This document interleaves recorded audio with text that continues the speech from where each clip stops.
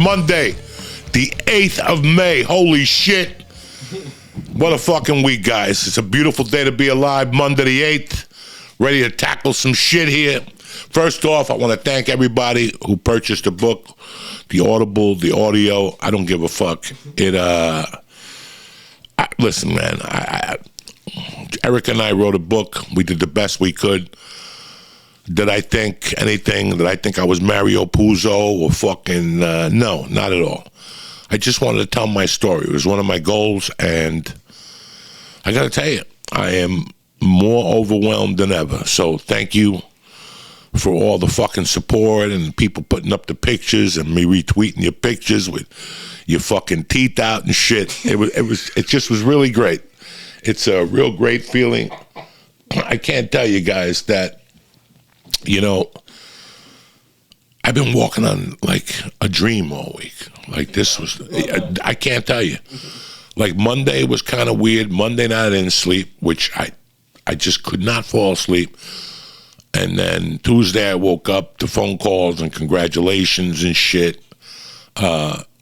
Since Tuesday I've been feeling like I'm fucking naked.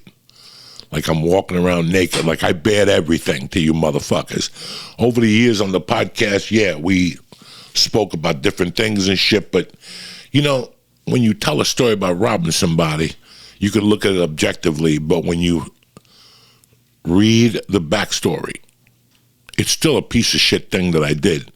But when you read the backstory, you go, wow, okay. Now I could be a little bit more lenient on him. I didn't know what was going on in his life at that time. Yeah, you don't know. You just don't know. So when you tell these things in isolated ways, you know, you string them together and you explain. That's what I wanted to do. There was two things I always wanted to do. Tell my story, number one, and number two, explain myself. Explain myself. Not that I needed to explain myself to fucking anybody. I wanted to explain myself for me. That was it. That just to let you know what happened. I told you all the bad points in my life. I told you all the good points in my life. And I'm very proud I stand behind both of them. Listen, things fucking happened, okay? But the most important thing is that we're still here, you know, and I just learned a lot from writing this fucking book. I thought I had it figured out, and you really don't, man. It makes you look at your life and everybody else's lives a little bit more objectively. Like you look at it, like it made me get out of my body and look to see what the fuck was going on. So this has been an education. So I appreciate you guys letting me do this, even though it took 18 fucking years. And that's what I tell you guys, man. Listen, man. Whether you're quitting drugs, whether you want to, I don't care. Everybody tells you need to get a college degree in 4 years. That's what they tell you. I know some people have gotten in 3, 2.5, but I've also known some people that took 6. Didn't it take 6 years for Bert Kreischer to fucking graduate? Yeah, I mean, yeah. Listen, guys, it's a struggle. It's your journey. It's your fucking journey. You know, we always rush ourselves to oh my God, I got to be a millionaire by the time I'm 25. Bro, you got 10 cents in the bank and you're 19. How you going to fucking be a millionaire? Unless you hit the lottery, unless you bet the Celtics. I don't fucking know. I don't know. So, you know, I'm not better than you guys. I'm not smarter than you guys. I wasn't born with a golden spoon in my fucking mouth. You know, everything I got, I had to fucking work for it. It's funny, there's a dear friend of ours in the neighborhood. I mean, dear friend. The kids are like my kids, you know. They have a little boy who was born with a fucking football, a baseball, and a basketball in his hand. He's just a tremendous little natural athlete. He's got a sister. And she started playing softball a little after Mercy started. And she struggled the first year. She didn't know the rules, you know. And the second year, she went back and she had some of the things. Guys, this is what I watch. I love when people get it. I love when the switch goes off, okay? And she struggled, whatever. The coaches recommended that she go to a batting instructor. She struggled again without the batting instructor, but this time a little bit more.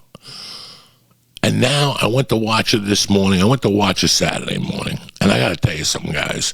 She scored twice. She struck out 3 fucking people. you know, and she was so fucking happy. She was so happy, and it meant the world to me, but it meant the world to me.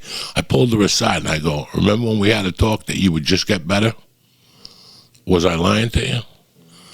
I go, and how much better does it taste that you had to work for it?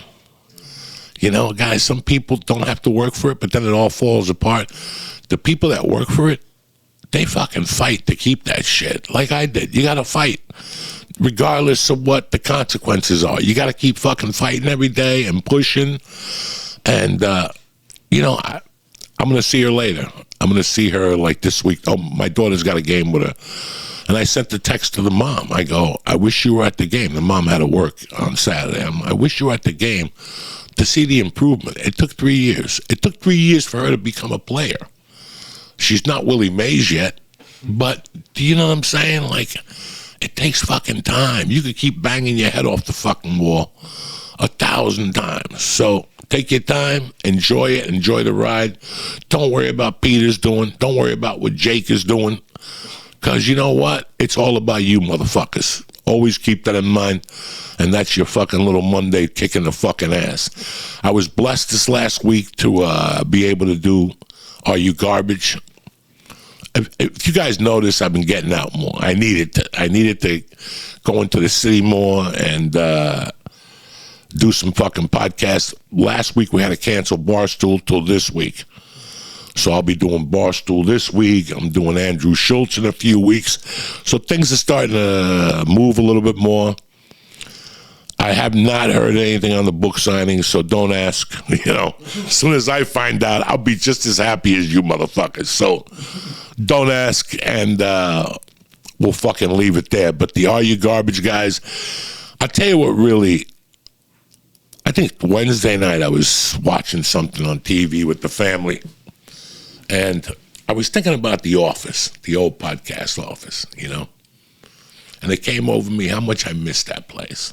Like I that was just not an office. That was a place on earth for a little while that, I don't know. When I think about that office sometimes I go, what the fuck was that in there? There was never, you know, everybody assumed whatever was going on in there. Guys, you saw what the fuck was going on in there. Two fat fucks getting high until they couldn't talk anymore. You know, that's all basically what it was, guys. Could we pull it off again now, today? Not in a million fucking years, but it was for that.